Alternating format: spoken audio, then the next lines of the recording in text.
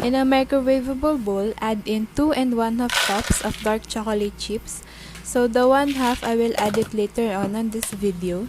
Then you'll need 1/2 cup of whipped cream or heavy cream. So I am using Everwhip.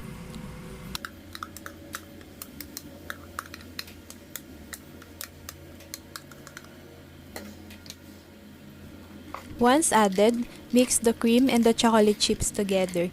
So you need to make sure that the chocolate chips are covered in cream.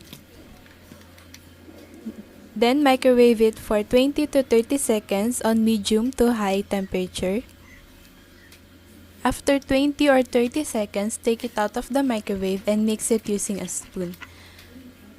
So just mix it until all of the chocolate chips are melted.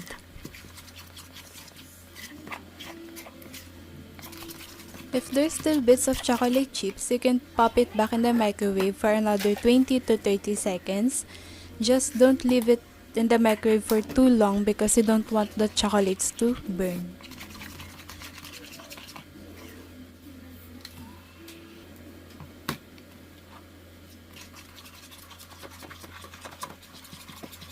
Just keep mixing until all of the chocolates are melted.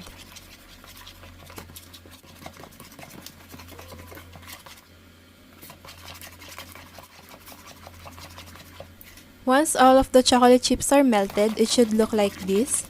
So it is nice and smooth. Once that is done, just leave it at room temperature to cool for about 30 minutes or until you achieve a peanut butter consistency.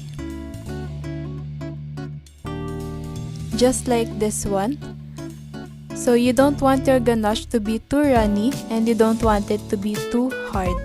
So just enough consistency to spread it on the cake. So see, it's just like peanut butter consistency. So for the cake, I usually crumb coat my cake first, then chill it for about 30 minutes. So when working with chocolate ganache, you really want your cakes to be chilled enough. Another tip is to make sure that your cakes are properly level. So that will help you achieve that sharp edge on the cake once you have coated your cake with the chocolate ganache. Just coat your cake with the chocolate ganache. So what I normally do is that I always add 2 layers of chocolate ganache.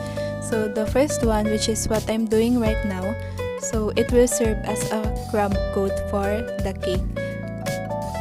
Also on this first layer, just add a thin layer of chocolate ganache on the cake.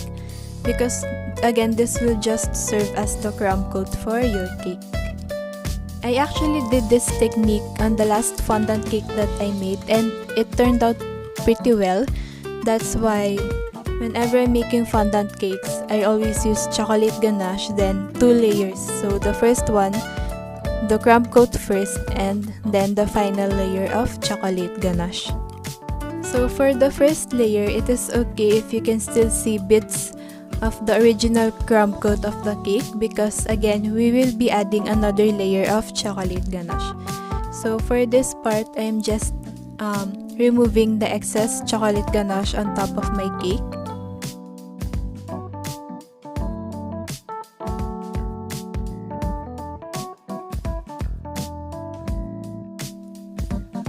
Once that is done, pop your cake on the refrigerator for about 30 minutes.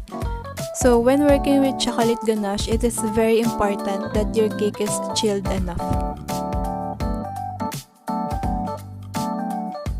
After 30 minutes, it is now time to add the second layer of chocolate ganache.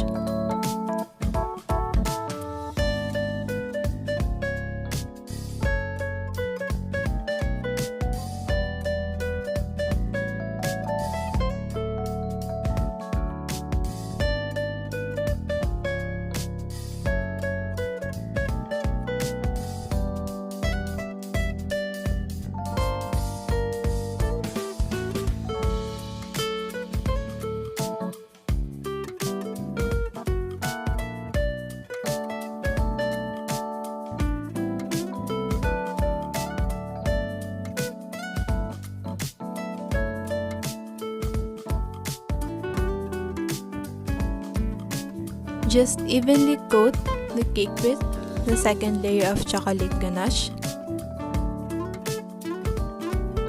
Using a scraper, smooth out the sides of the cake. So for this one, it is really important that the finish of your chocolate ganache is smooth enough, especially if you're going to work with fondant after this one.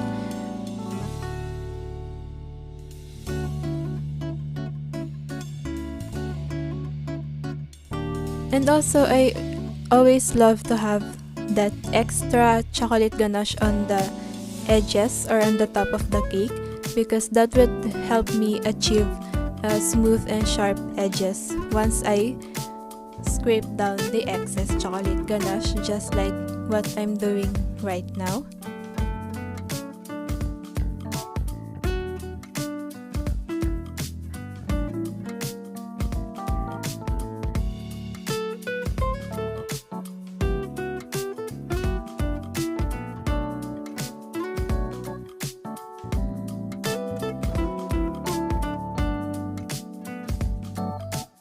So I thought I'd share with you the technique I'm doing whenever I'm cleaning the cake board. So I'm actually just using an offset spatula to remove the excess ganache or icing on my cake boards. So I actually saw this technique on Neurotic Mom on Instagram.